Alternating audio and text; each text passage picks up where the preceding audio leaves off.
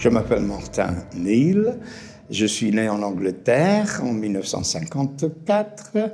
J'ai commencé à pratiquer le yoga quand j'avais 18 ans en Angleterre. Plus tard, j'ai suivi une formation là-bas en Angleterre. Je suis venu en France où j'ai commencé à enseigner en 1977.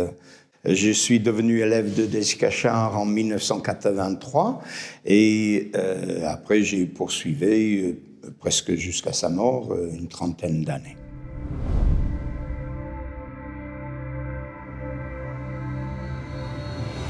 C'était mon épouse, qui n'était pas mon épouse à l'époque, qui m'a dit je vais faire du yoga parce que elle faisait beaucoup d'équitation et elle m'a dit je pense que ça va m'aider pour être plus tranquille, calme, à cheval. Je dis je viens avec toi.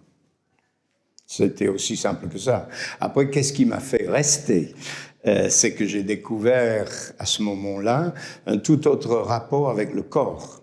Je faisais beaucoup de théâtre, de musique, de sport, et voilà que le yoga m'a offert une autre vision, contact, façon de ressentir mon corps.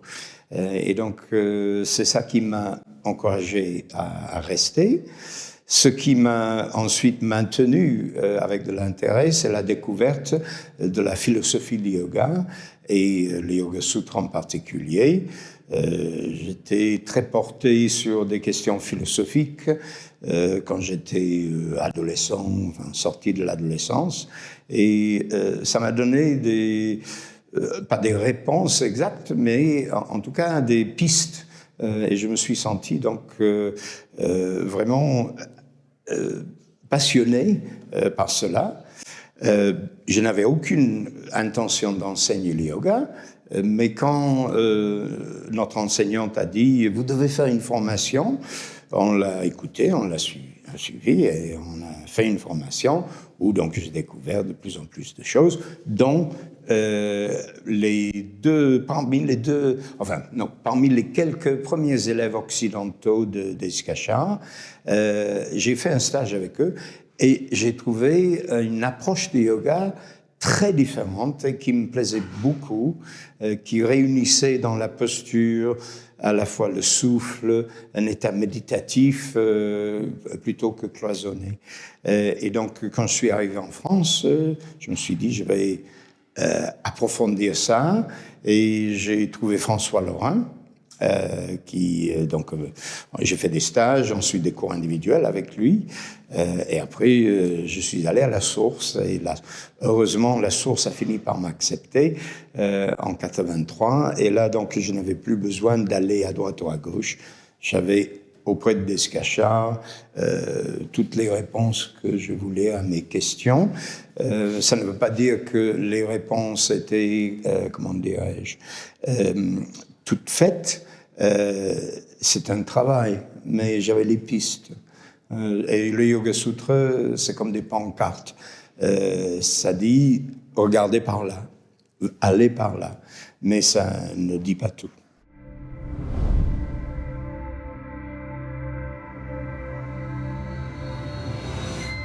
C'est très difficile pour moi de définir l'enseignement de Descachard, fondamentalement parce que, comme tous ces élèves ont été reçus pendant des années de longues périodes d'études en cours individuels, où ils répondaient à nos demandes.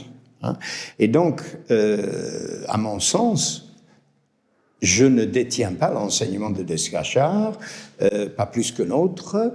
Nous avons tous un bout, en quelque sorte. Mais s'il y a quelque chose des éléments de l'enseignement de Descachard qui me paraissent importants à transmettre, ce serait, peut-être ça, ne pas oublier que idéalement, c'est une relation individuelle de longue durée qui permet au respect et confiance mutuelle de s'établir, et que c'est ça le véritable chemin du yoga, ça ne veut pas dire que des cours collectifs ou des stages sont sans intérêt, bien entendu. Mais avant tout, c'est une relation individuelle qui permet donc d'avoir autre chose qui se passe, qui ne peut pas passer de la même façon dans un stage. Voilà. Mais dans son enseignement, ce qui était frappant, et d'ailleurs il m'a raconté, parce que je n'y étais pas, que la première fois qu'il est venu en Europe à un grand rassemblement à Zinal et qu'il guidait une séance pratique, il a demandé aux personnes, vous inspirez, vous levez les bras, vous expirez, vous baissez les bras. Et on le regardait avec les grands yeux comme ça, et parce qu'ils étaient plutôt habitués à faire des postures, à s'installer dans des postures, peut-être faire des salutations au soleil pour s'échauffer, et ensuite s'installer, rester dans des postures sans nécessairement porter l'attention au souffle, passer à une autre, etc. Et lui, donc, c'était le mouvement et la respiration qui s'accordaient. Et donc, je pense que ça, c'est précieux, et je constate d'ailleurs que c'est passé dans beaucoup... peut-être aussi c'était déjà présent, j'en sais rien, hein, mais même dans des choses qui ne sont pas appelées yoga, il y a souvent cette attention portée à une synchronisation entre un geste et le souffle. Donc ça, je pense que c'est peut-être un des aspects les plus importants à garder, conserver et développer. On continue à le développer.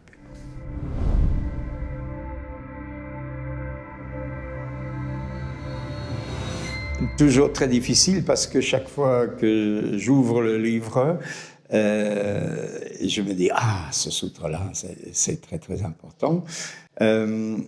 Peut-être que je vais dire que fondamentalement pour moi, c'est le sutra du 3e chapitre qui parle d'un état de méditation et qui le décrit, avec mes mots à moi, comme un flot paisible d'attention envers un objet consciemment choisi.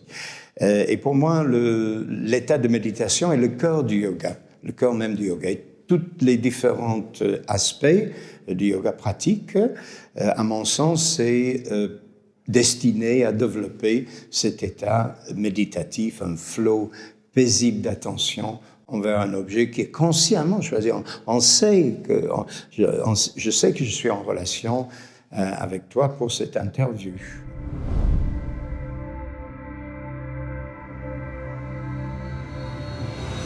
La plus importante qualité pour un enseignant, c'est la patience.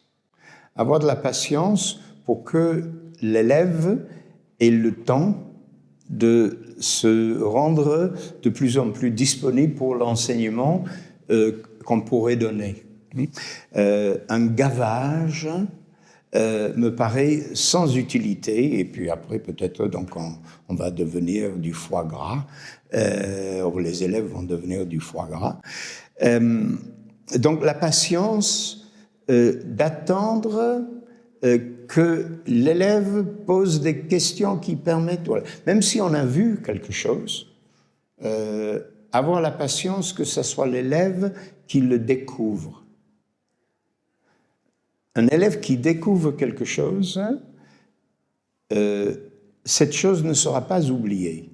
Mais une chose dite, ou des choses que vous avez pris en note, qu'un élève a pris en note, peut être perdu. Et en reprenant les notes, on dit « Ah oui, oui, oui ». Mais quelque chose que l'élève découvre. Et ça, donc, la patience de l'enseignant, c'est d'attendre le moment où l'élève le découvre. Pour cela, bien entendu, il faut tendre des perches, proposer des environnements qui permettent à la découverte. Mais pas faire découvrir par soi-même, prenez par la main, venez, ici, là, c'est ça que tu dois être ou faire. Patient.